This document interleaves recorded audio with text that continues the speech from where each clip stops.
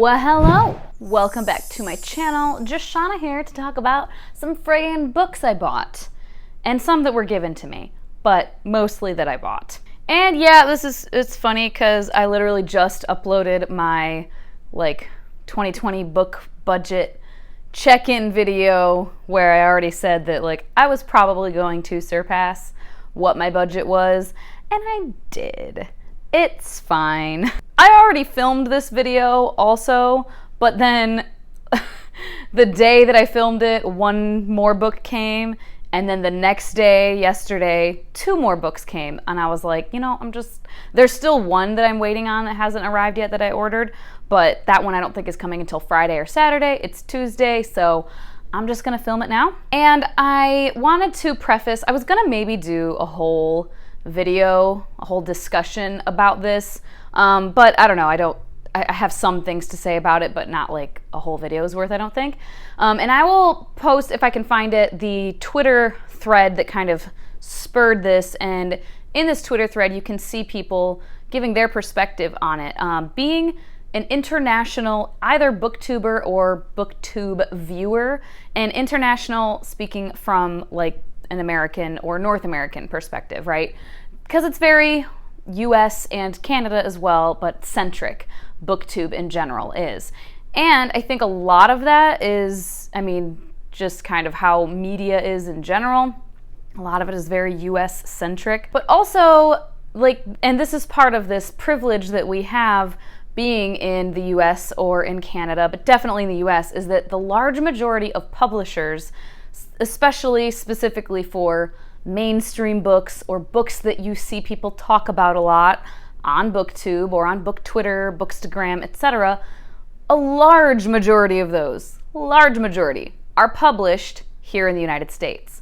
So simply by proximity, geographical proximity, we have a privilege because those books are going to cost less for us and they're going to be more readily available to us to order online. They're going to be in bookstores more frequently, and so on and so forth. And that for international viewers, again, international meaning speaking from my perspective of being in the United States, that it can be a little bit disheartening or defeating or a bit of a bummer seeing all of us with our book hauls and being like, look at all the books I got, because they're like, well, I can't get all of those because they're going to be way too much money or they just aren't available. And I think that is an incredibly valid thing to discuss and to acknowledge. And I always try to acknowledge that, certainly with my library hauls, especially the privilege that I have of living in a city that has a very extensive library system. That isn't even always the case here in the United States. And that is also a privilege. And I acknowledge that all the time when I'm talking about libraries and stuff. And I think that the general sentiment that these international viewers of BookTube or booktubers were expressing is simply that the acknowledgement is nice. that it's just nice to recognize that, yeah, I do have privilege living here in the United States, because even somewhere that's, a very well-developed country and whatnot, and an industrialized country, you can order books, certainly, but they'll come from the United States, and the shipping, the books themselves might not cost a whole heck of a lot more in price, depending on the rate of exchange and whatnot. I was looking at one particularly for Australia. I think it was Song of Wraiths and Ruin. Between the US Amazon and the Australian Amazon, the price of the book wasn't that different. It was a few dollars different, but then the shipping, it ships from the US, and that shipping is going to cost, if not as much as the book, probably more than the book itself. And that puts a lot of strain. And then also with used bookstores, even that. There are countries where there's plenty of used bookstores, but they don't have newer books. It's all older books, right? Or very, very used books, which is fine and perfectly great for a lot of people, but some people want newer books. And another privilege, specifically I'm talking about living here in Phoenix, there's a bunch of used bookstores, and there are some where it's a lot of older books, but then Changing Hands, the one that I go to regularly, they have so many new releases that they have used copies of, because they have the trade-in thing. And yeah, they just keep a lot of used copies in stock of these newer books, like books that are released this year, they will have used copies of. So it's very different, and that is absolutely a privilege. So I definitely acknowledge that. Please know if you're ever watching any of my book hauls and I'm talking about these things, I 100% acknowledge the privilege that I have. Number one, of having a little bit of financial freedom and a bit more disposable income than I have had in previous years. And also just by proximity, I'm closer to these publishers. I'm here in the US. Shipping isn't a lot.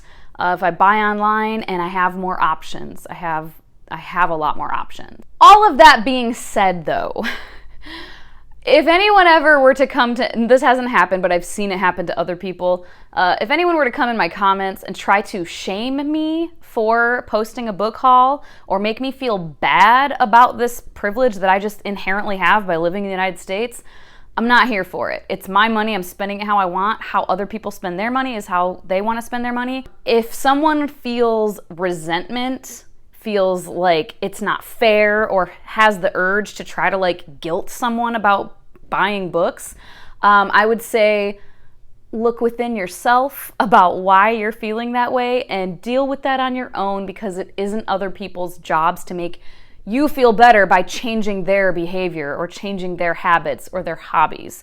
Like asking someone to not do book hauls because it makes you feel bad, that's on you and you gotta work that out. So that's generally how I feel about all of that. I rambled forever. I'm probably gonna have to edit this down a whole hell of a lot. Maybe I will do a separate video. I don't know. The moral of the story is let people spend money how they want.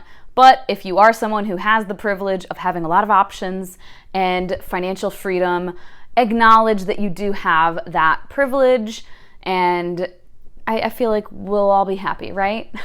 Let people live their lives, but don't be a jerk and like rub their faces in the fact that you have this privilege. So first, I did get an ebook recently. This was one that my library didn't have in any form, and I don't like, you know, I try not to buy physical copies of books I haven't read. I've done it a lot more this year than in previous years though. But the book in question that I got on ebook was Son of a Trickster. Oh, by whom? I can't remember, but I will have the image up here, of course. This Brody, they were talking about books by Indigenous authors, and this was one of them for fantasy. Because I find that a lot of books that I have seen recommended by Indigenous authors of whatever, you know, nation, they're often either like literary or horror or just contemporary, right? Or some combination of that. And there aren't a ton, again, that I have seen recommended and talked about that are just pure fantasy. And I'm interested in reading those, but yeah, there's just not a bunch. So I saw Brody, they recommended this, and I was like, hell yeah, let me check it out. And I've seen this one before. I've seen it talked about before too. So I think it was already on my TBR. I just hadn't gotten around to it. So I said, fuck it, I'm gonna buy the ebook. Then I'll show some that were gifted to me very generously. So Nashua, who has a BookTube channel, you should go check her out. She'll be linked down below. We've been BookTube pals for a hot minute. We both DNF'd Strange the Dreamer together during a buddy read attempt of that book.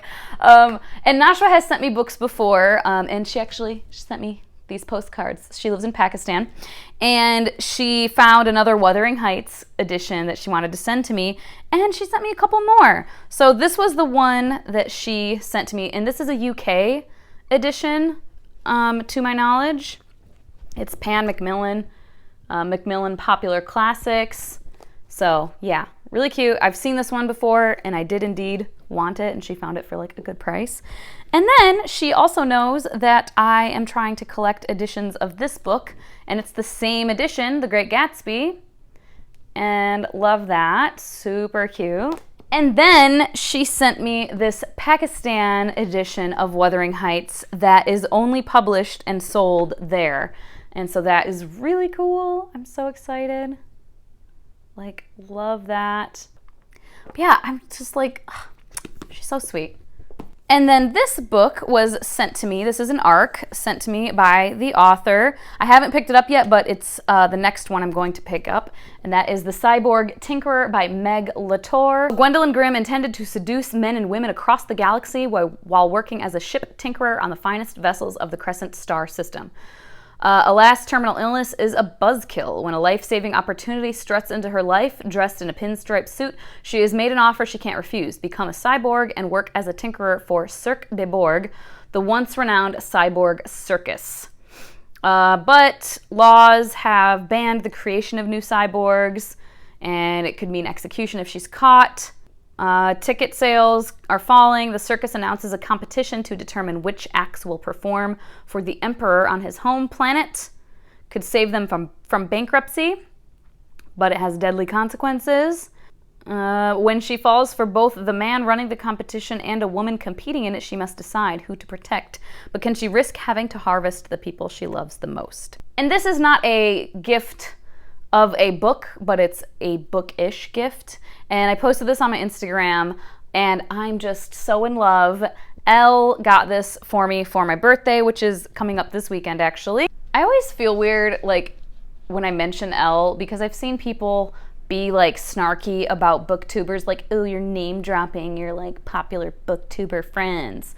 Not to me, I've just seen that. Like, I've seen screenshots from, like, fucking the gossip, guru gossip or whatever and shit like that. So I'm always like, God, people are probably gonna think I'm trying to like be like, ooh, I know people, but like we're genuinely like best friends. So I don't know what to tell you. At any rate, she got me these beautiful fucking book sleeves for Throne of Glass because, you know, I love it. I don't care. And they all have the same back like image. It's just different colors and with different quotes. It's a quote from the book itself. But look how fucking gorgeous. These are from Nerdy Ink, and I don't think they have any more of these in stock. And then on the inside, there's a map, and the map continues on the back inside.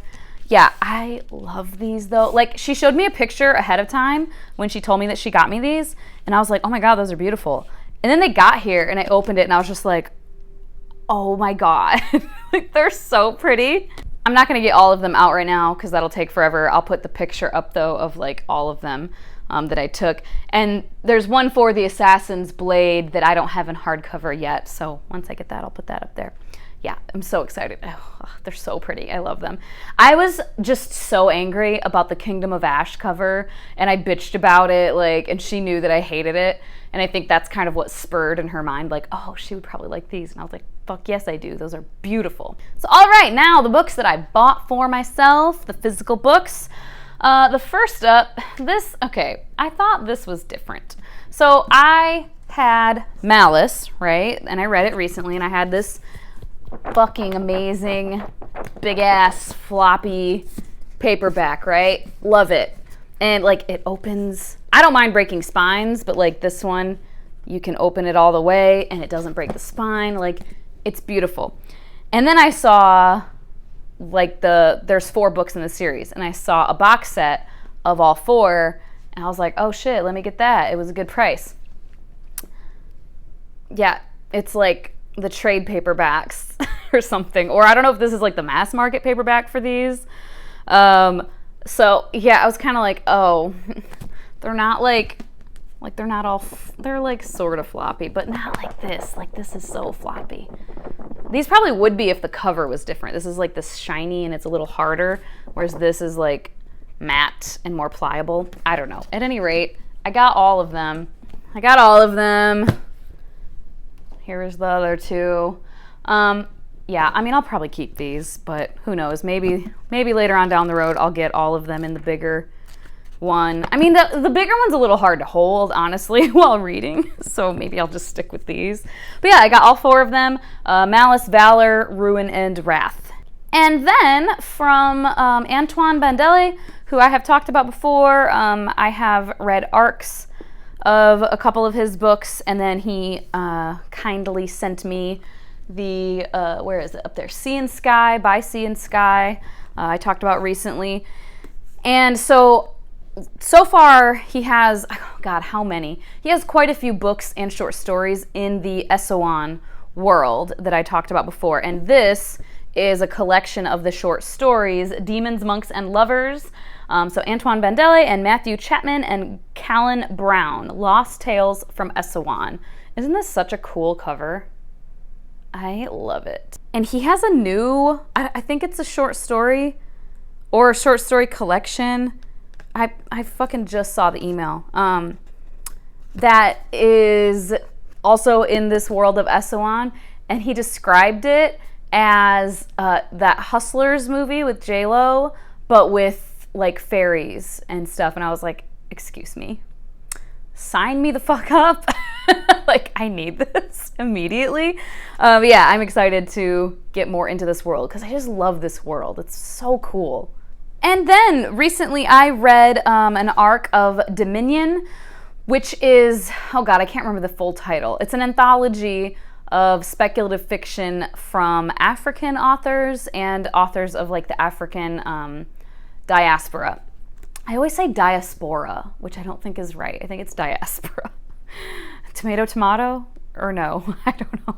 At any rate, it's a short story collection, and those are hit or miss for me. I mean, for most people, I think. Like, you find a couple that you might really love, but then there might be a couple that you don't love that much. And that one was, a lot of it was pretty heavy sci-fi or horror elements that are kind of for me. But one of those stories that kind of had a horror element, I really enjoyed, like just the writing style and everything. And there was another story that I really enjoyed too, but that author, I didn't see any other like individual works that they have published. They had other like short story collections that they participated in. But the other one has this fantasy book that I was like, hell yeah, let me order it.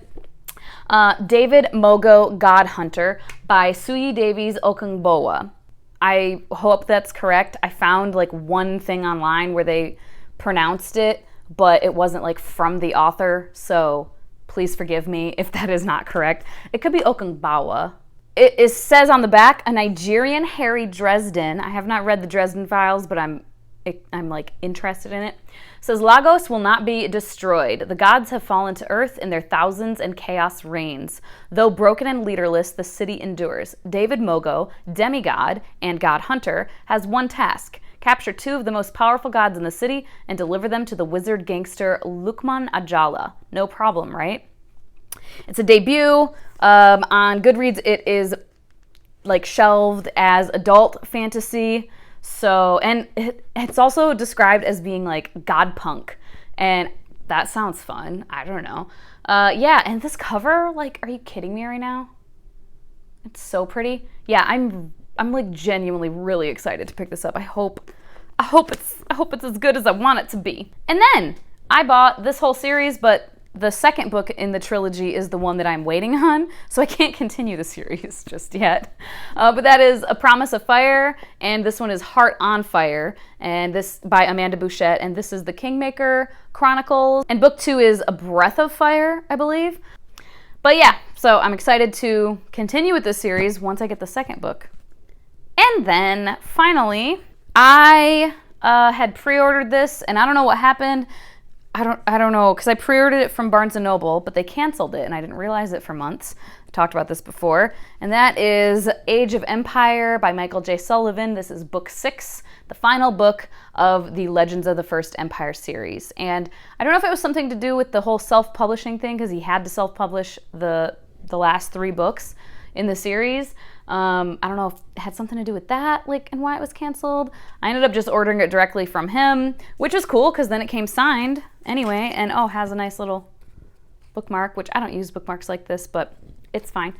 But yeah, isn't this cover just so beautiful? Like, I think it's just so pretty. And I'm excited because knowing what I know of the story, this cover, I'm excited. I'm excited. I hope it's what I think it is. But yeah, I am anxious to get to this, but I still need to read Age of Death, which is the 5th book, so it'll be a minute before I get to that one.